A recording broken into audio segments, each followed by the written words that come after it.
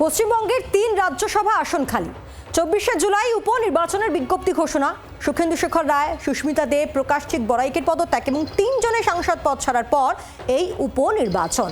আমরা পুরো বিষয়ে কথা বলবো। আমাদের সঙ্গে সরাসরি রয়েছেন আমাদের প্রতিনিধি অর্ক রয়েছে আমাদের সঙ্গে। অর্ক, সেক্ষেত্রে মমতাপন্থী কালীঘাট তারা এই রাজ্যসভার আসনে লড়াই করতে পারবে না, সেই বিষয়টা স্পষ্ট হয়েছে।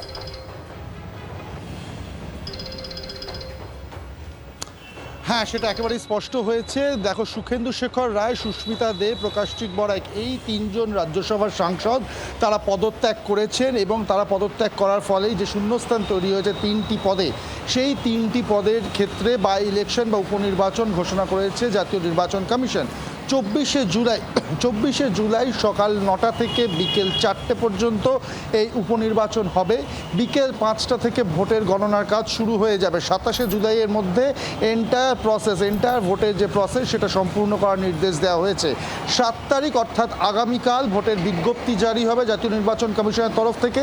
১৪ই জুলাই নমিনেশন জমা দেওয়ার শেষ দিন এবং ১৫ই জুলাই নমিনেশন যাচাই হবে, অর্থাৎ যারা প্রার্থী পদে মনোনয়ন জমা দিয়েছেন তাদের সেগুলো সব যাচাই হবে ডকুমেন্টস, এবং ১৭ তারিখ নমিনেশন উইথড্র করার শেষ দিন, অর্থাৎ প্রার্থীপদ প্রত্যাহার করার শেষ দিন, এবং ২৪ তারিখ সকাল ৯টা থেকে ভোট।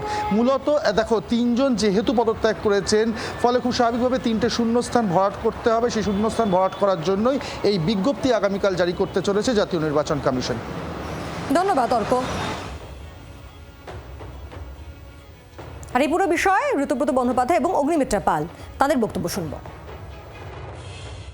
আমরা পাবো সেটা তো বলার কোনো, এটা তো সেই আগের সরকার, আবার বলবো আগের সরকার নয়, যেখানে কোনো ইলেকশন হয় না, যেখানে কোনো দিন ইলেকশন হয়নি, সে সেন্ট্রাল ফোর্স থাকুক আর না থাকুক, ইলেকশন হবে। আর টিএমসির যে ক্রেডিবিলিটি সেটা বাংলার মানুষ এই ইলেকশনে দেখিয়ে দিয়েছে।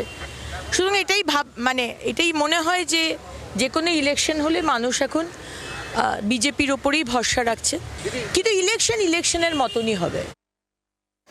ইলেকশন ঘোষণা হয়েছে, কিন্তু বিধানসভার যে সংখ্যার বিন্যাস তাতে অল ইন্ডিয়া তৃণমূল কংগ্রেসের 3টে সিটে নির্বাচন হলে জেতবার কোনো পরিস্থিতি নেই।